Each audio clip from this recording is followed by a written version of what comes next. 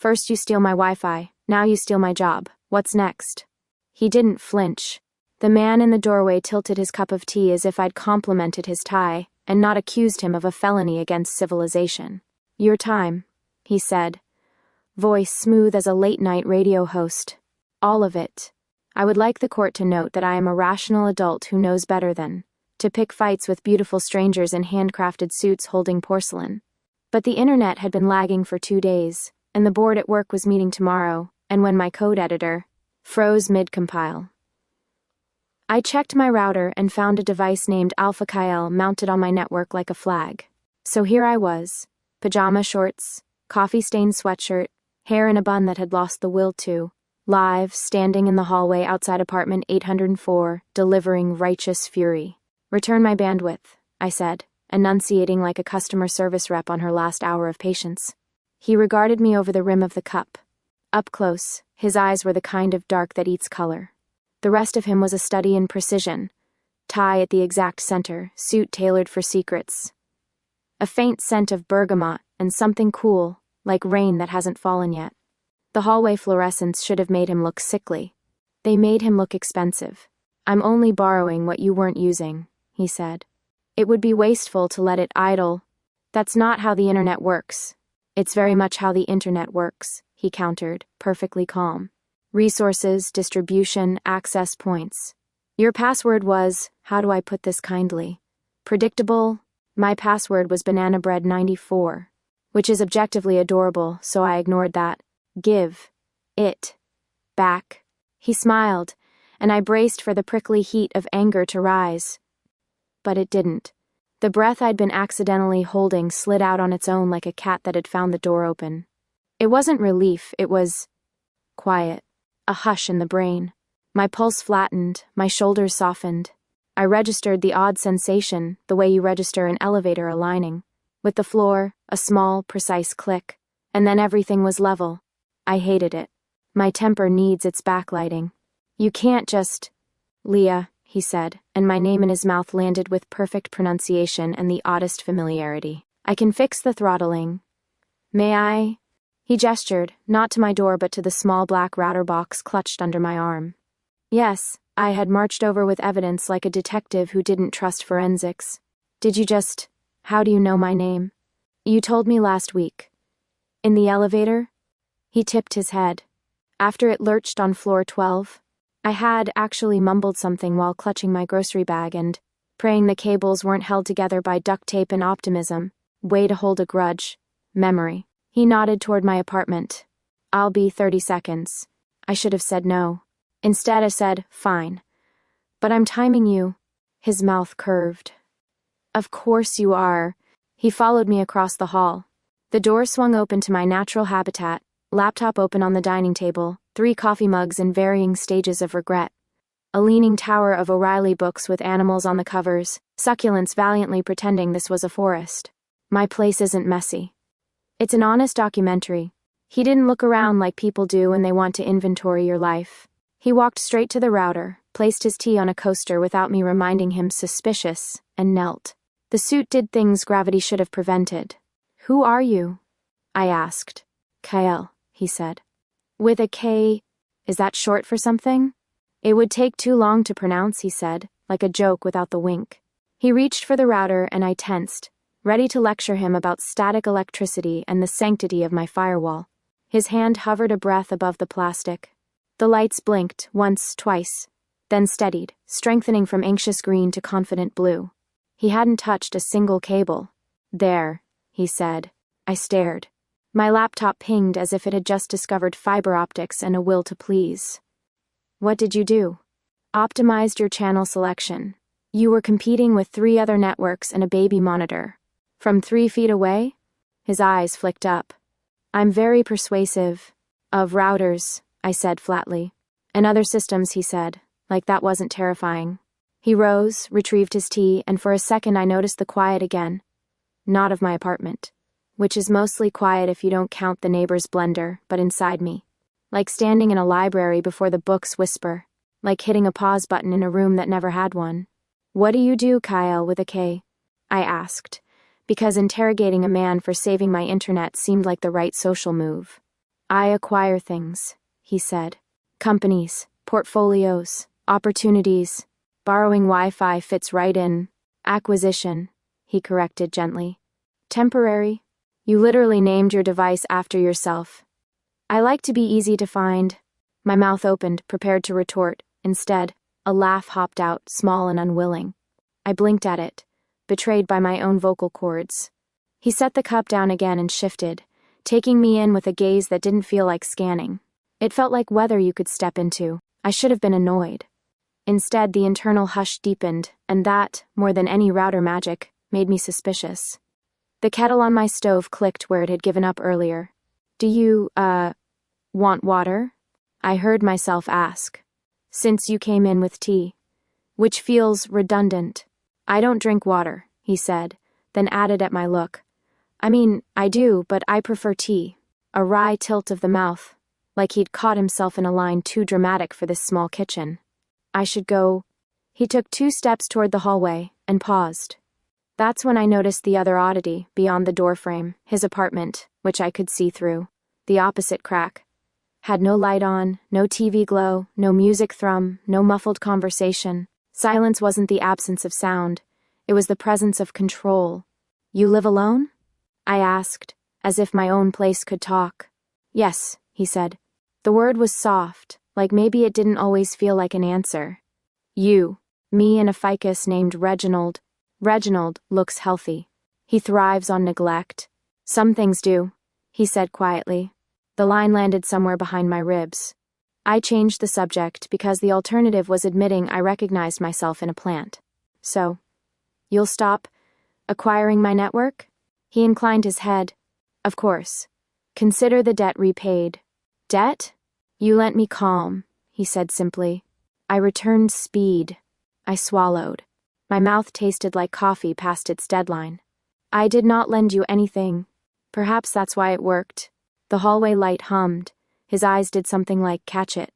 I'll see you at work tomorrow. My brain failed to parse that sentence. It tried to reorder the words into a harmless arrangement and found none. Excuse me? He glanced at the time on his watch, an elegant thing that probably had opinions about me. Morning all hands, 9 o'clock. You don't work at my company. He smiled, and it wasn't cruel. It was certainty with good posture. See you at work, Leah. He left before I could demand a legal name or a restraining order. The hallway swallowed him without offering footsteps. I stood in my doorway with the router under one arm and my dignity under the other, then closed my door and pressed my back to it like the wood could explain physics. My laptop sang with connectivity. Notifications popped.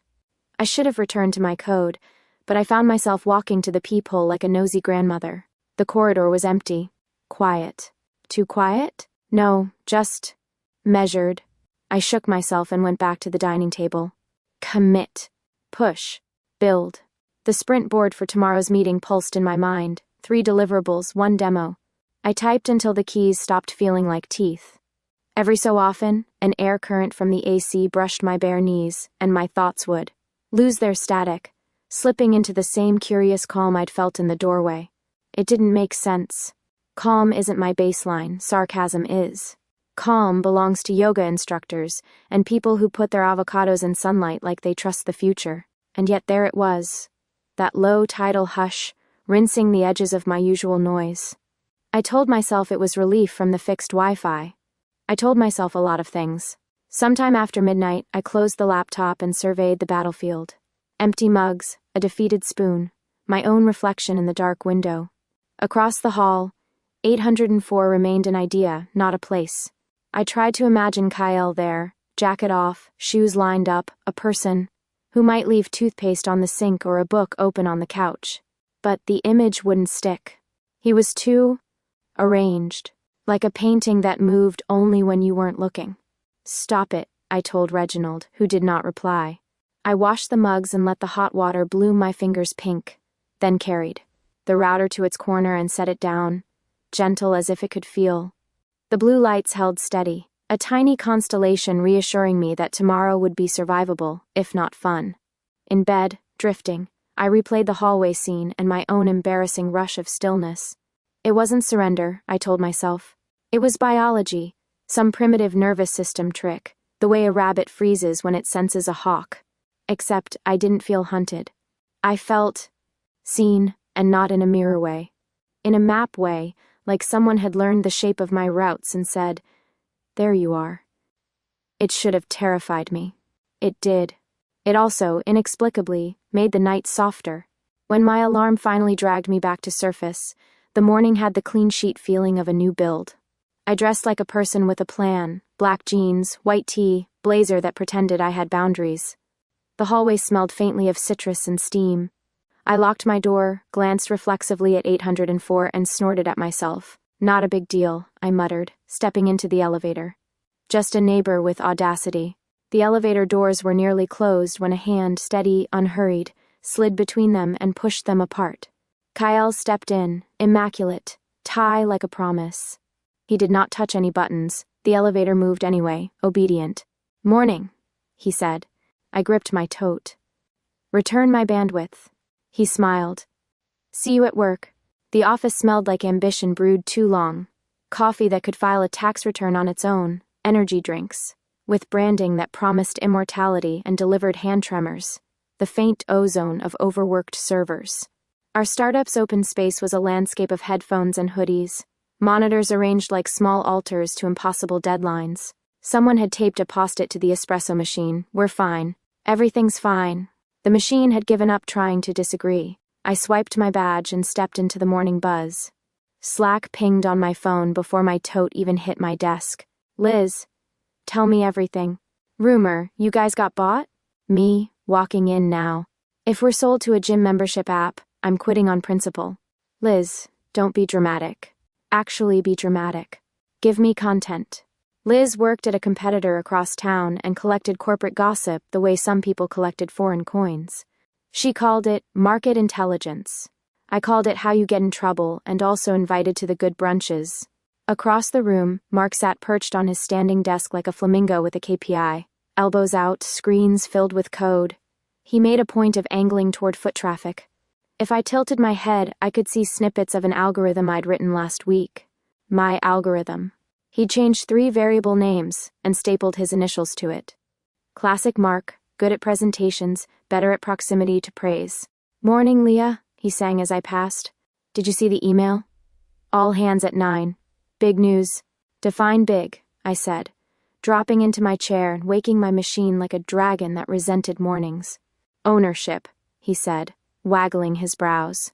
"Our fearless founders cashed out to some portfolio group with more money than God.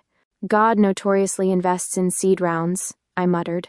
Tomas, everyone called him Thomas to his face because California, popped his head over the glass. Partition with a grin that was 50% charisma and 50% dental insurance. "Leah, good you're here. Bring your demo to the all hands. You're going to crush it." Thomas was the friendliest shark I'd ever met. He always remembered birthdays, and also always remembered the trailing zeros in acquisition offers. CEO material, or at least he had been, until someone richer pointed at our sandbox and decided to build a skyscraper. 9 o'clock came like a fire alarm. We shuffled into the conference room, which tried to be both inspiring and frugal, neon sign. Build better. Whiteboard stained ghostly blue, kombucha on tap no one actually liked. I took a seat near the end, laptop open, heart rate tracking like a squirrel on moonshine. The door swung, and the room recalibrated itself around a suit. Kael walked in like gravity had RSVP'd. The tie was the same dark elegance. The mouth held the same patient amusement. I had the distinct, unhelpful urge to slide under the table. "Good morning," he said, taking his place at the head like he'd grown the table from seed. "I'm Kael." With a K. The room laughed because the room didn't know him yet. He didn't look at me. He looked at everyone, but I felt the not looking like a hand on my shoulder. Thomas did a little host patter. "We're thrilled to welcome Kael as our new CEO, representing the acquiring group. He brings a wealth of experience in acquisition," I whispered to myself, "and will help us scale to the next phase." Kael steepled his fingers without irony. "Some of you already know me." He said it like a fact, not a wink, and a few heads swiveled. I stared resolutely at my trackpad, which had never wronged me. My insides performed synchronized swimming, legs up, faces calm, panic underwater. He went through the expected slides without slides. Mission, runway, growth vectors, monetization pathways, corporate astrology. The team nodded like followers in a wellness cult who genuinely liked their smoothies. I tried to match my breathing to the slow, inevitable cadence of his voice and failed. The hush crept up my spine anyway, smoothing the static in my brain until the bullet points found neat little shelves. Product remains our core, Kael said, but velocity has to meet clarity. We'll reduce thrash, focus our roadmap, and protect the engineers who actually make the magic. Heads turned, toward me, toward my row, toward the island of laptops where the back-end team glared at tickets like they were existential threats. It should have felt good. Instead, my stomach folded itself into a paper crane. Leah, Thomas piped up. Want to show that demo? I stood, hands doing the stage fright waltz. My code was fine, tight, tested, sarcastic in comments, but my mouth had a habit of freelancing. I plugged in, and the wall lit with the live stream of our new anomaly detection module. I explained the heuristics, the way we reduce noise, the novel waiting for late arriving data. The graphs performed like show dogs. The room tracked. Even Mark looked begrudgingly impressed, which for Mark meant his eyebrows stopped being sarcastic. When I finished, there was a beat of silence, the good kind, before the room exhaled. Someone clapped. Someone else clapped because someone clapped. It turned into a small applause that made me want to crawl into the vent. Elegant, Kael said simply. I didn't look at him and still felt the word land. Elegant. Engineers don't get called elegant. We get called wizards when people don't want to pay us more. We're doubling down on this, Kael continued. And we're doing it right. Leah, I flinched. He kept going like flinching was a punctuation mark. You'll lead the integration with our enterprise pilot. It took me a second to process the sentence. Lead, integration, enterprise pilot. That was 3 rungs above my current title, and at least 5 in expectations. I found my voice under the table and dragged it back up. I'm not a lead. You are now, he said. No smirk, no pomp. You'll report directly to me for this lane. Cross-functional support is a given. Mark's chair squeaked in a pitch that translated to, "Are you kidding me?" Thomas clapped like a proud uncle. My lungs forgot the choreography I'd practiced since childhood. I managed, okay, because arguing would have required oxygen. The meeting devolved into Q&A. Will there be layoffs? Someone asked. No, Kael said instantly. We need all of you. I bought talent, not overhead. The I-bot hung in the air like a chandelier you only notice when it creaks. Slack buzzed in my lap. Liz, he. Your demo got name-dropped in a rumor newsletter. Me. Long story. Short version, my neighbor.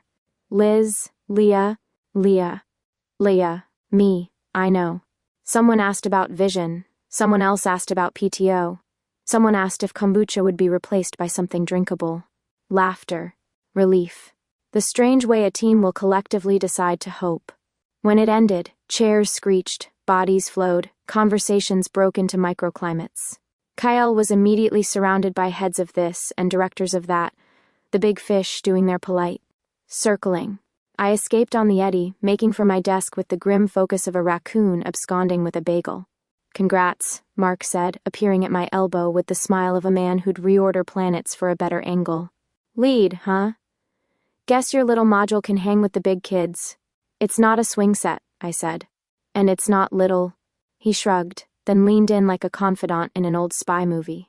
Watch him, he whispered, eyes flicking toward Kael. Guys who walk in that smooth leave stains. Thank you for the poetry, I said. I'll embroider it on a pillow. He laughed, the sound sharp enough to cut, and slid away to bask under someone else's light. Back at my desk, I opened a new doc and typed integration plan V0, like a person who knew what the next 6 weeks would look like. In the periphery of my vision, Kael moved through the room as if the room had asked him to. He didn't hurry. People with time don't hurry, they make time hurry around them. Slack again. Liz? Coffee after work? I want the long story. Me, depends if I still have a job by then. Liz, you literally just got promoted. Me, to being visible. Which is the opposite of safe. Liz, you need new hobbies. By late afternoon I had a skeleton plan with real bones. My brain toggled between fear and flow, which, to be fair, is my native ID.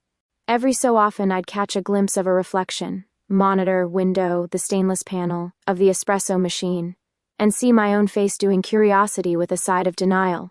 Calm threaded through the day where it had no business being, and each time I found it, I resented and relied on it in equal measure. At 5, the office emptied the way a tide recedes, slowly, revealing everything left behind. I lingered to commit a few more lines and then shut down, the room humming its post-bustle hum.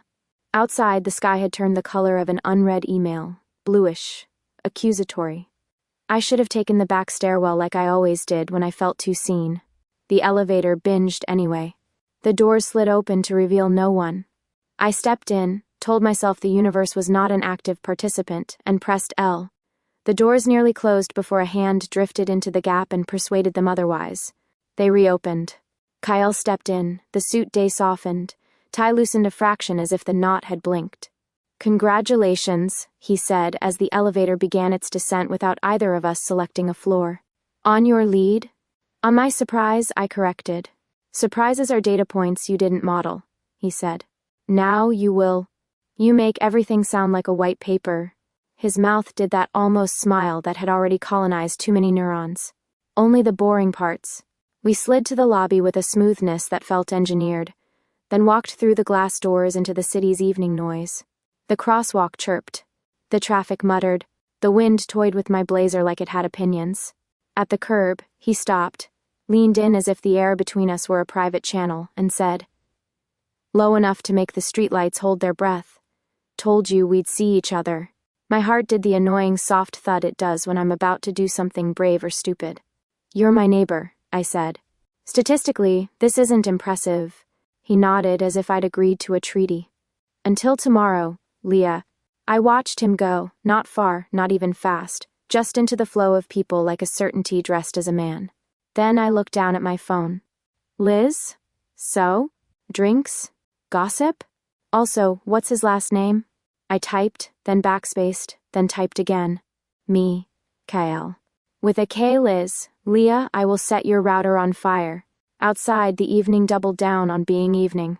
Somewhere above it all, a very tidy man lived across from me and now inside my calendar. Neighbor. Boss. Problem set.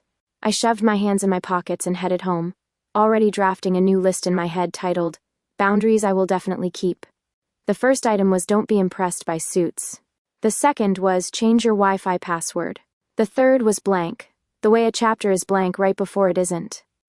The coding room is where we pretend chaos can be domesticated.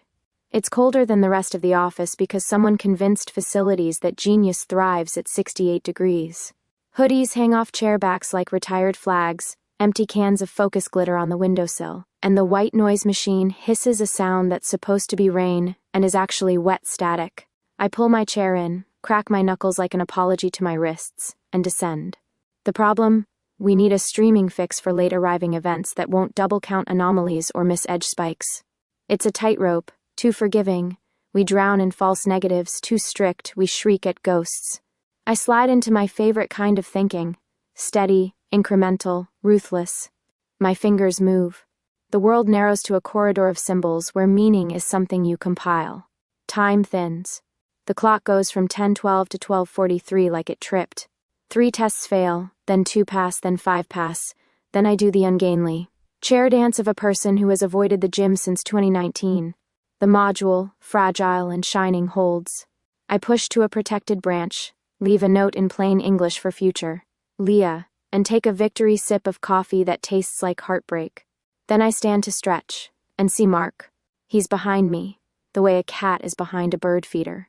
His expression says, "Wow, look at that," while his cursor says, "Fetch." His screen mirrors my new branch, the diff scrolling in his peripheral like a shopping list. He glances at me with that kindergarten teacher smile he uses when he's about to put his name on a group project. "Nice work," he says. "I'll tidy it up before we roll." Tidy? My voice does not hit sarcasm, it hits flint. "It's tidy terminology," he says, already renaming a method to something with his initials. "Consistency buys trust. Your initials buy you praise," I say, too quietly for the room and too loudly for my ribcage. He does not look ashamed because shame would require friction. He looks busy. He commits. He pushes. He tags the branch to the release channel with a comment, "Fix by MK. Added robust late event handling." The white noise machine is suddenly a waterfall. "I wrote that," I say. "I wrote that code." "I saw," he says. Breezy. Great baseline. "I just made it shippable." I stare at him, then at the little green merge button that has never looked so verdant with sin. There's a version of me who throws a chair. That Leah lives in my sternum, pacing. The other version, the one with a mortgage and a career built on not throwing chairs, reaches for process. "Let's route this through review," I say, already pinging our lead in the code channel. "With attribution." Mark's laugh is light and practiced. "Leah, it's not a poem, it's code, which I wrote, and which the company now owns," he says, tapping the desk with one finger. Judicial. "Relax. You'll get your flowers at the all hands." My throat tightens the way it does before a scream you're not allowed to have. I could escalate. I could walk to Thomas's glass cube and make a scene.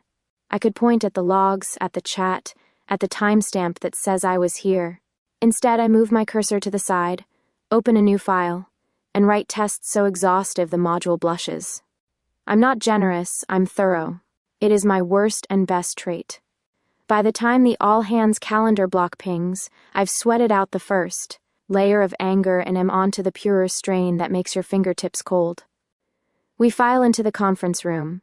The neon says "Build better" like a polite threat. People are buoyant in that slightly manic way bad news makes them. Mark takes a seat up front, one chair away from Kael's usual spot. I sit 2 rows back because distance feels like armor. Kael enters, and the air cooperates around him. I hate that I notice. I hate that part of me quiets even now, as if my nervous system has a crush on the idea of order. "Afternoon," he says, and the word makes the room commit to being afternoon. "Quick updates." Mark raises his hand too quickly. "I can start," he says, never one to wait for permission he thinks he pre-owns. "We've got late events stabilized. I implemented a more robust windowing." Kael doesn't look at him. He looks at the wall, which currently displays the release notes. One item glows, "Fix, late arriving data," by L. Park. I didn't write that. I didn't have time to write that. The log is accurate, and the attribution correct. My stomach drops 2 floors without telling me. "Implemented by Leah," Kael says. Voice easy. "Beautiful work." Heads swivel. I feel their weight like spotlights I never asked for. Mark's face rearranges itself into a grin that doesn't reach his pupils. "Of course," he says. "We collaborated. I helped with rollout." "Which is valuable," Kael replies. A grace note that somehow feels like a courtesy and a warning. But the original solution was Leah's, and the module's performance bears her signature. The word signature lands like an anchor in water. Silent, heavy, irreversible. There's a beat in which I should feel vindicated. I don't. I feel held up, like a paper doll pinned to cork with a thumbtack. Without that sentence from Kael, Mark's version becomes the official one by sheer momentum. With it, I'm visible in a way that comes with debt. Someone claps lightly. Someone else murmurs, "Nice." I want to disappear under the tablecloth and join the dust bunnies in their low-stakes life.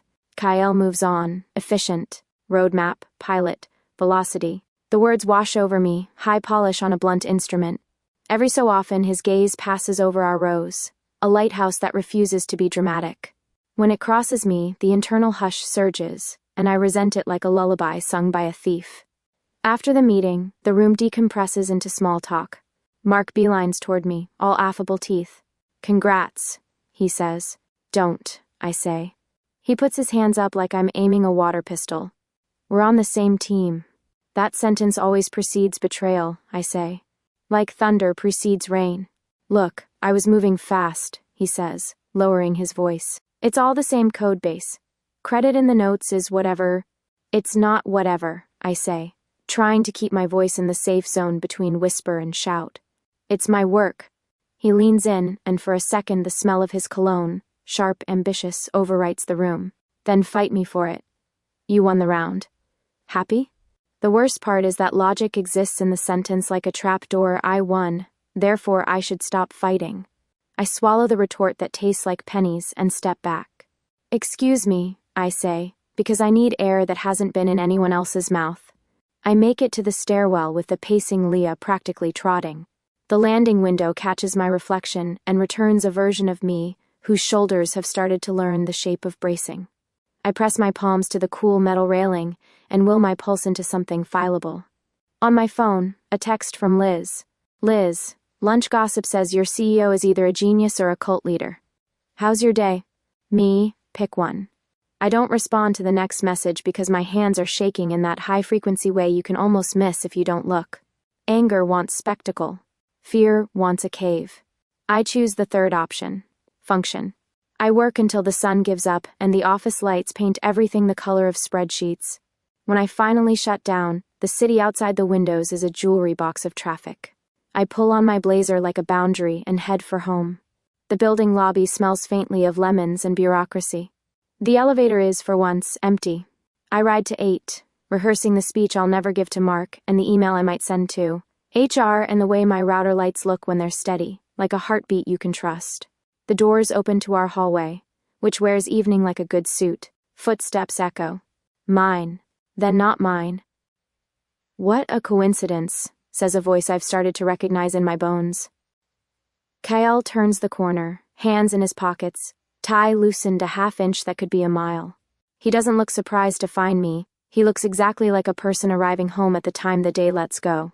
I step out, let the doors glide shut behind me, and meet him halfway because I am tired of being arrived at.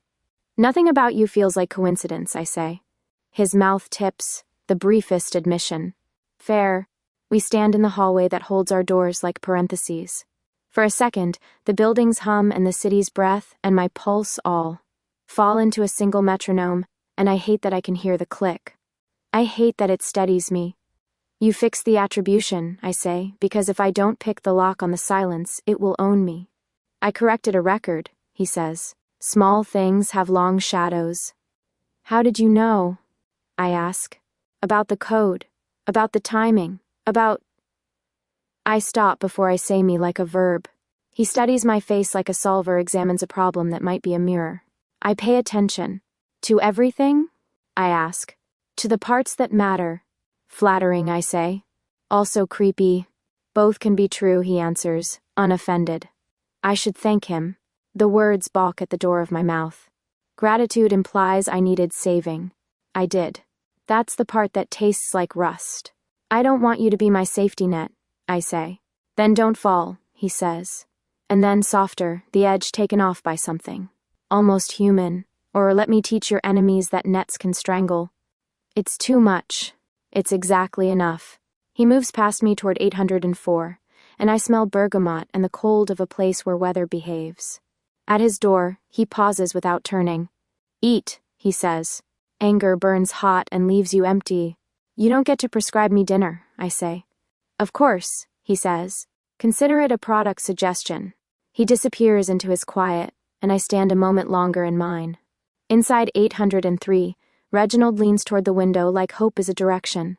I drop my keys in the bowl and press my forehead to the cool glass, my reflection layered over the city's jittering constellation. Without him, I would have been erased today. Just a smear of effort under someone else's name. With him, I am undeniable. And indebted. I hate both options almost equally. I cook eggs I don't want, eat them because biology demands offerings, and change my Wi-Fi password to something unrepeatable. The router lights keep their pulse.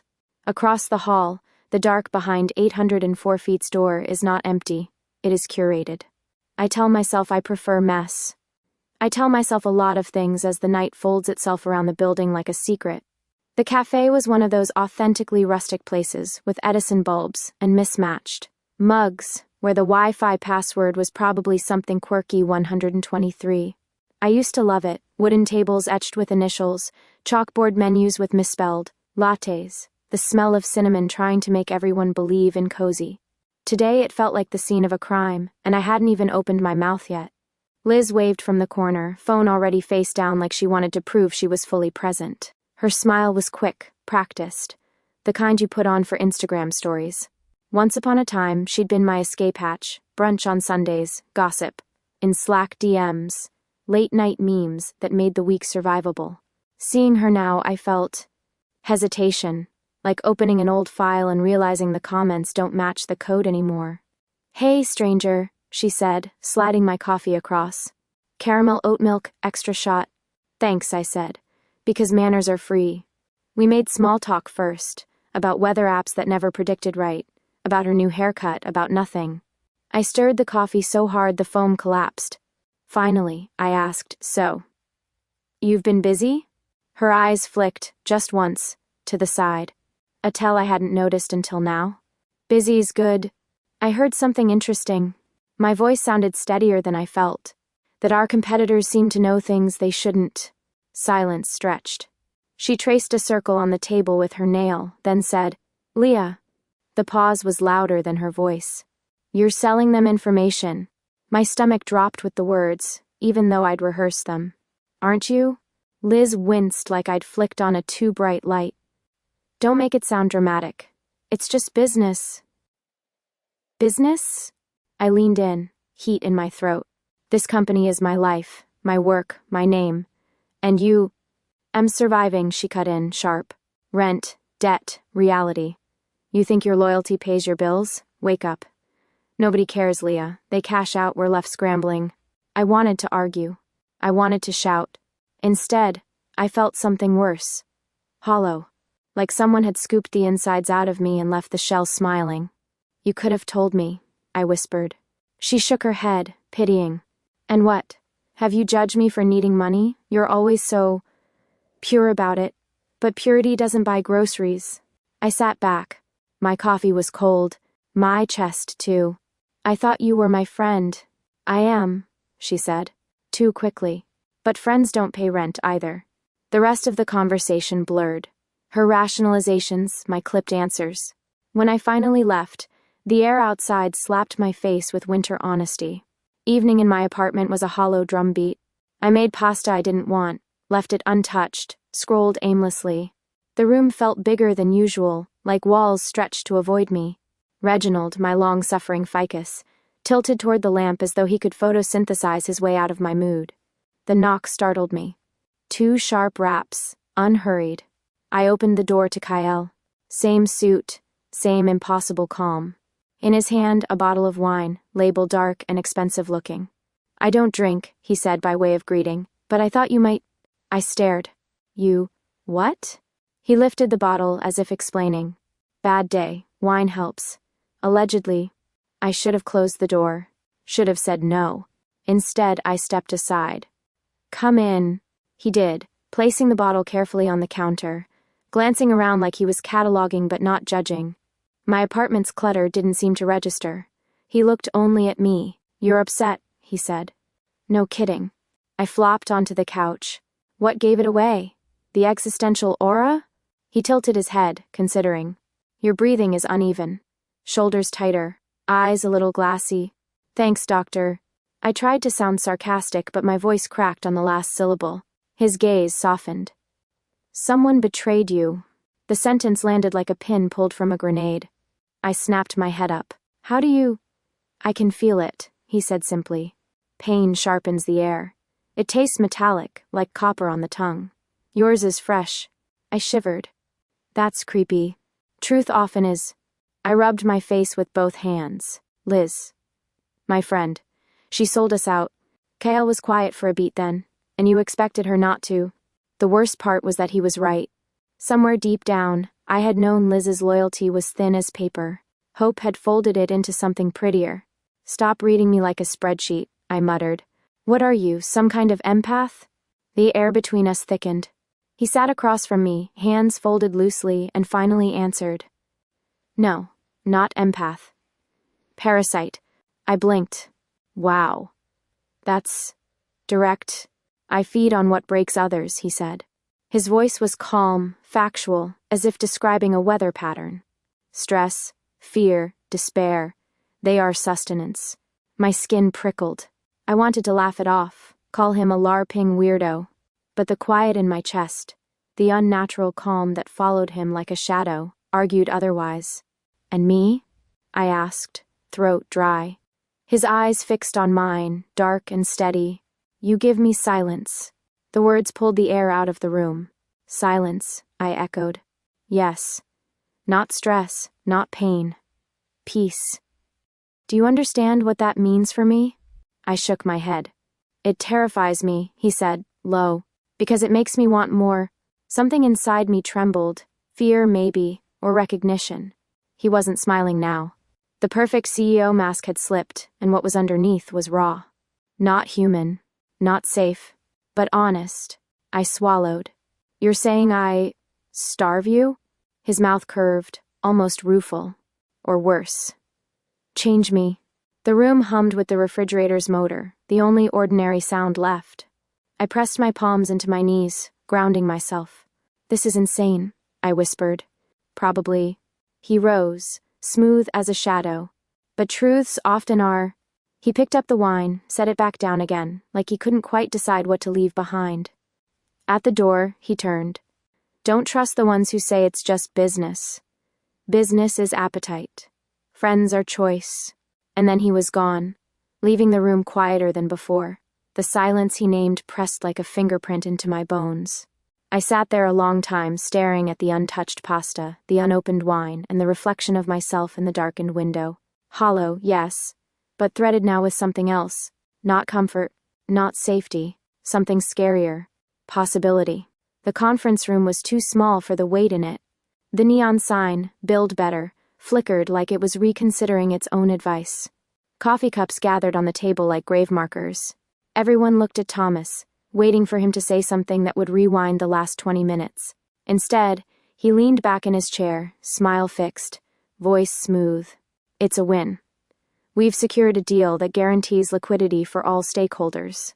Liquidity. The word was a stone sinking through the water in my chest. You sold the rest of us out, someone muttered near the end of the table. Thomas lifted his hands. I sold my shares. That's how startups work. We build, we exit. The acquiring group has control now. They'll steer the ship. But you were the captain, another engineer said, voice frayed. You said we were family. Thomas's grin didn't falter. Families grow, change. Sometimes they get adopted. I stared at my laptop screen, not seeing it. My module, my late nights, the scaffolding of my sanity, all now property of someone else's balance sheet. Everything I'd coded hummed with the words sold. Around me, despair rippled like a system failure. One by one, people slumped, silent. Even Mark looked rattled, which was saying something. Kael, at the head of the table, didn't look rattled. He looked serene.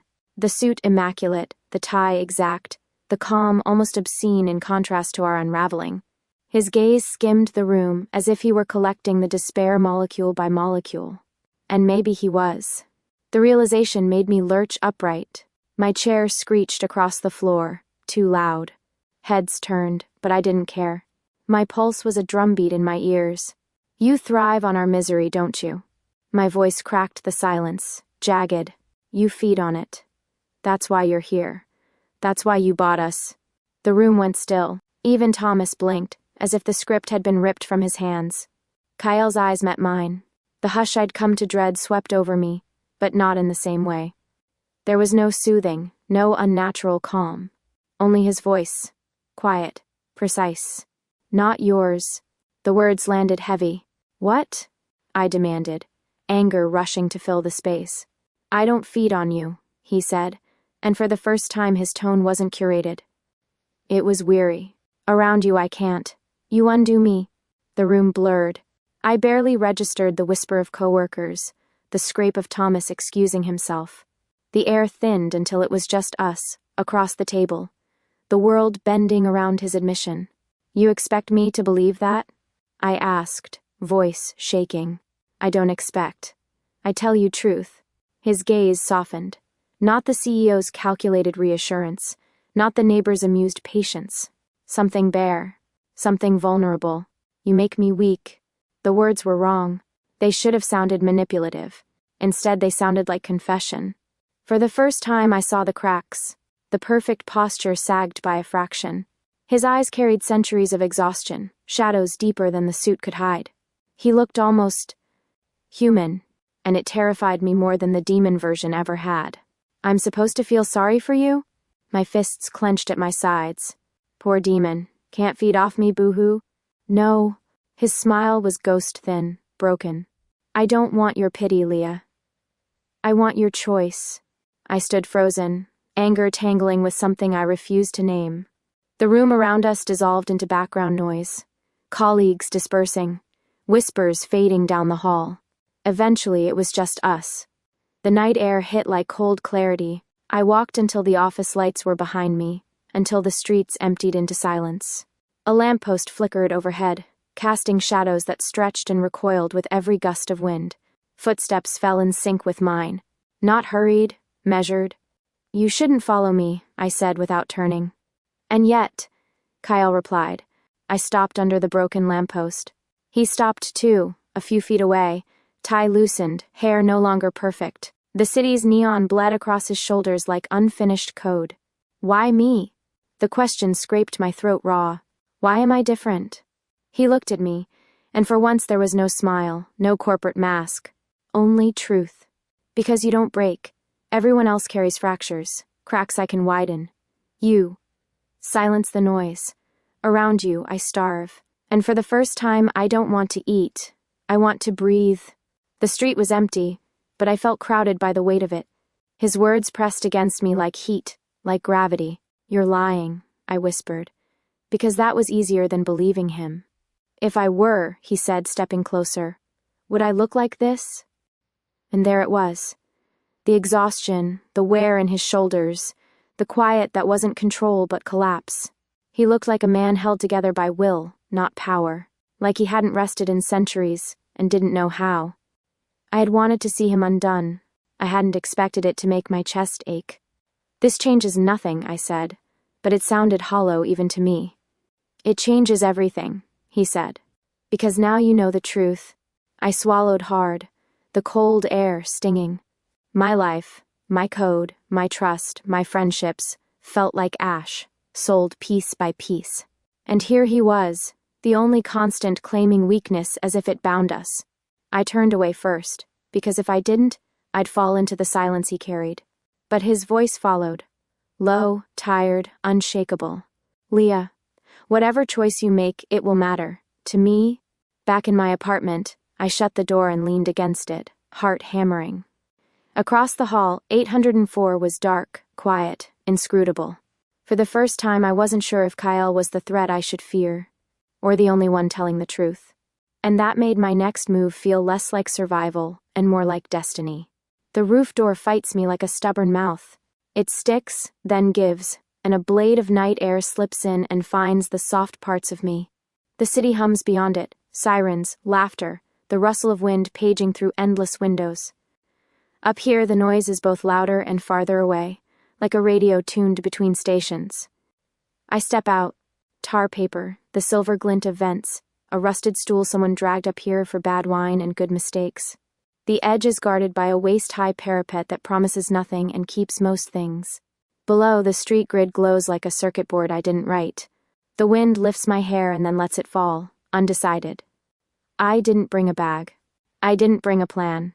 I brought the hollow ache of too many goodbyes spoken and unspoken in too few days. Liz's shrug. Thomas's grin. Mark's practiced theft. My own reflection learning the shape of bracing. I should have left the company already. Should have quit with a flourish or a quiet email and a subject line that said nothing in 12 sober words. Instead, I came here, where decisions feel bigger and smaller at once. The door clicks shut behind me. I thought you'd pick the roof, Kael says.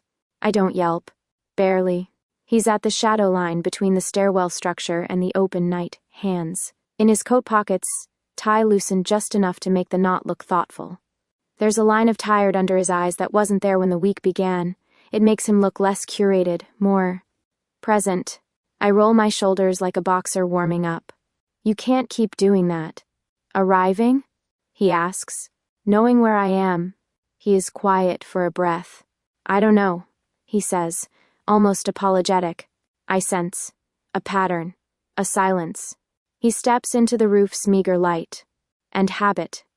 You come here when the world is too loud. Congratulations, I say. You've mapped me. I'm trying to meet you, he corrects, and the wind steals some of the precision from his words. We stand 5 feet apart, which feels both close and survivable. The city below throws up its light and asks to be believed. I'm leaving, I say, voice a flat line. The company. The mess. Everything. He nods once, like he'd already considered every branch of that tree. Where will you go? I don't know. Honesty peels something tender. Away. Somewhere that isn't a ledger or a confession. You don't have to run, he says. I don't want to run, I say, surprising myself with the truth of it. I want to stop. Being used. Being managed. He flinches, like I flicked his name at him. Then don't let me manage you, he says softly. Make me negotiate. I let out a sound that wanted to be a laugh and changed its mind. Is that supposed to be romantic? It's supposed to be accurate. The roof holds the kind of silence people imagine when they say peace and quiet. It is neither. It is wind and distance and the steady heartbeat of a city pretending it isn't tired. Somewhere, a door slams, and the echo reaches us thin as paper. I'm not your food, I say, because I need to hear it out loud. No, he agrees. Immediate. You're the first thing I've met that doesn't become a meal. Not exactly a love poem.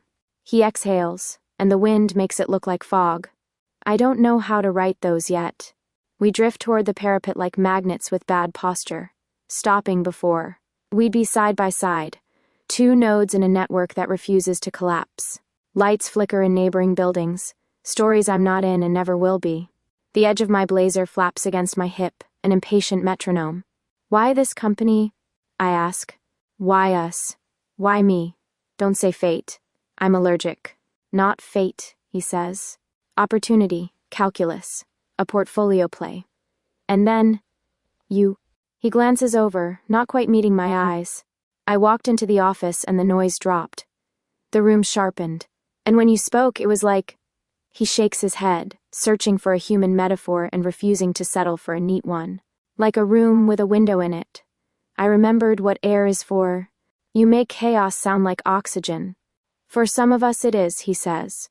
But I am tired of breathing smoke. We don't look at each other. It feels too much like a contract. I'm not a project, I warn. I'm not a test case for your self-improvement arc. You are a person, he says.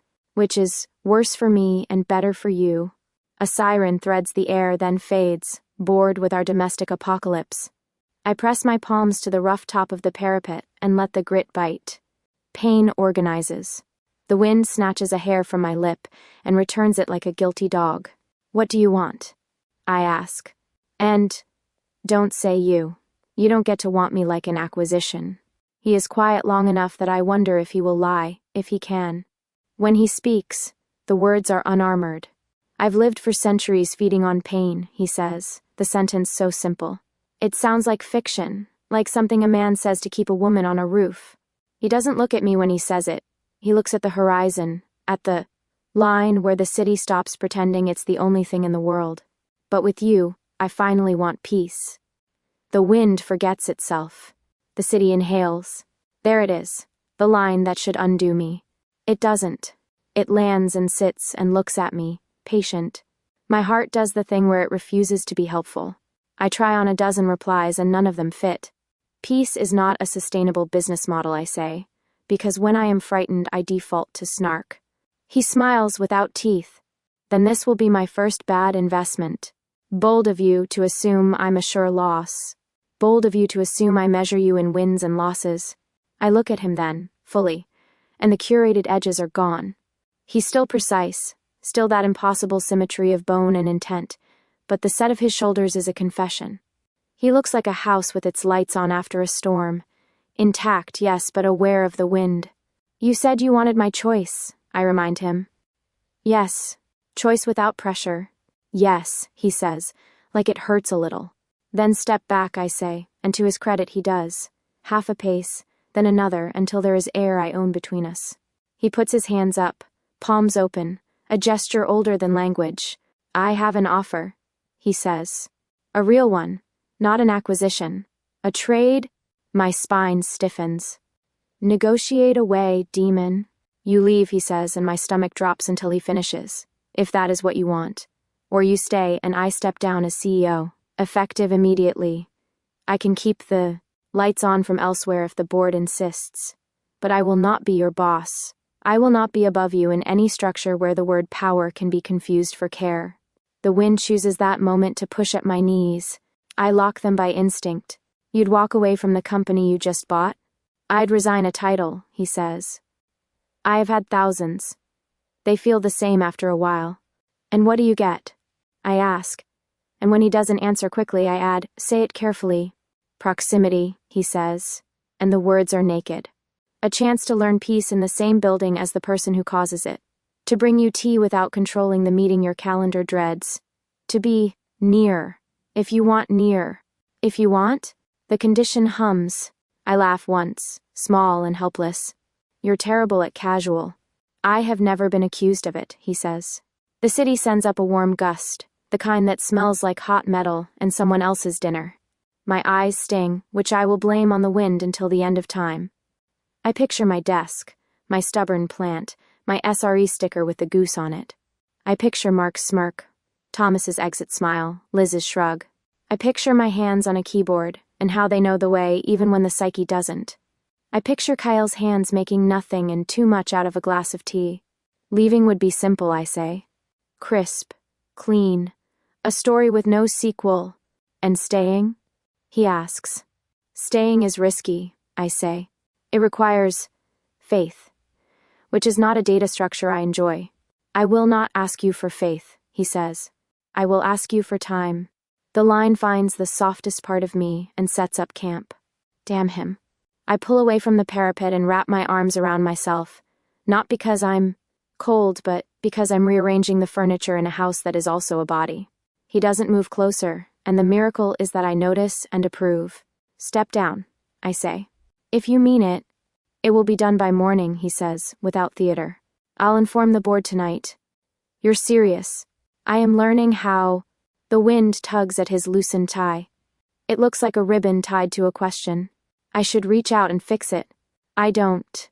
Don't say anything else, I tell him, surprised by the frost in my voice. Don't try to persuade me. Don't follow me down the stairs. Don't be waiting at my door. If you want peace, let me earn the quiet that leads to it. He inclines his head, a bow that seems less a performance than a practice. As you wish. I turn toward the door. My hand finds the metal bar without looking. The building's breath reaches me through the seam, warm, domestic, demanding chores. Leah, he says, and I pause, because of course I do. I won't chase you, he says. I will be here, as neighbor, as not your boss, as someone who wants what you want, even when it isn't me. The door is heavy in my grip. I look back, once. He is standing in the wind like it's a language he is trying to learn. I don't answer. I step into the stairwell and let the door close on the night, on the city, on the impossible man learning how to be less.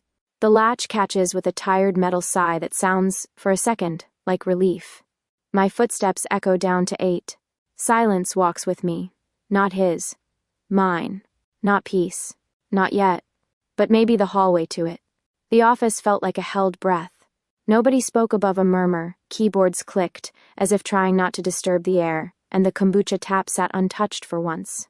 I walked in expecting chaos, but instead there was stillness, a collective anticipation, like the company itself was waiting to hear if we were alive or already ghosts. The all-hands invite had hit my inbox at 8 a.m. Sharp, mandatory, auditorium, no agenda provided. Those words had the same energy as a funeral program. When I pushed through the double doors, the team was already seated. Mark was chewing on a pen cap like it was vengeance-flavored. A few rows down, someone whispered about recruiters sliding into their DMs. Despair had a smell, burnt coffee and hope going stale. Then Kael walked in. No thunderclap, no theatrics, just a man in a suit moving to the front like the path belonged to him. But his shoulders, they carried something new, not exhaustion this time, not hunger, resignation. Good morning, he said, voice carrying without force. This will be brief. The room leaned forward. I stepped in to stabilize, to grow, to protect what you've built. But titles create shadows. His gaze flicked over us, and when it landed on me, it didn't linger. It acknowledged. So, effective immediately, I'm resigning as CEO. Silence detonated. For a heartbeat, nobody processed. Then whispers cascaded like falling glass. He kept speaking, steady. The board will revert control to the leadership team. Your company remains yours. Independent. No more acquisitions. No more interference. Thomas wasn't here to smirk. Mark looked like his eyebrows had personally betrayed him. Around me the shock bent into relief, into disbelief, into something that almost felt like breathing again. Kael closed with one line. Build better. Without me. And then he walked out, leaving the room to erupt behind him. I didn't follow. Not then. By the time I left work, dusk had turned the city into a watercolor, edges bleeding, lights smudged. I half expected Kael to vanish with the sunset, dissolve into some other portfolio, some other life. That would have been the logical ending. Demon CEO exits stage left, curtain falls, credits roll. Instead, there was only me, my tote bag, and the uneven thud of my shoes on the walk home. The streets hummed with strangers' stories. I hugged my blazer closer, rehearsing what silence I'd allow myself tonight. When the elevator delivered me to the 8th floor, I braced for emptiness. I braced for a hallway where his door would be just a number again. But he was there. Not in a suit. Not in armor. Jeans, a gray t-shirt, barefoot, leaning casually against the wall between our doors like he belonged to the building after all. His hair was slightly mussed, like maybe he'd finally allowed a pillow to win. My heart stuttered at the ordinary. "You're supposed to be gone," I said, voice too small for the hallway. "I am," he replied, almost smiling. From the office, I stood frozen, tote strap biting into my shoulder. "So what are you still doing here?" He stepped closer, not enough to crowd, just enough for the air between us to shift. "I can't take your job, Leah. I can't take your trust. I can't take your code." His eyes softened, the words steady, simple. "All I want is the time you're willing to give me." Something inside me snapped, not broken, but released. The week of betrayals, of loss, of anger. It all coiled tight in my chest, and in this moment it unspooled. I dropped my tote to the floor. Then, I moved first. My hands found his shirt, my lips found his, and for the first time I didn't feel silence forced on me. I felt it chosen. His mouth was warm, careful, and when he kissed me back, it wasn't hunger. It was presence. I pulled back before I drowned in it. His expression, half shock, half reverence, made me laugh, shaky and unsteady. "Fine," I said, picking up my tote again, pretending my heart wasn't sprinting laps. "But you're still paying for Wi-Fi." His laugh followed me into my apartment, low and human and utterly uncalculated. And for the first time in weeks, I let myself believe in peace.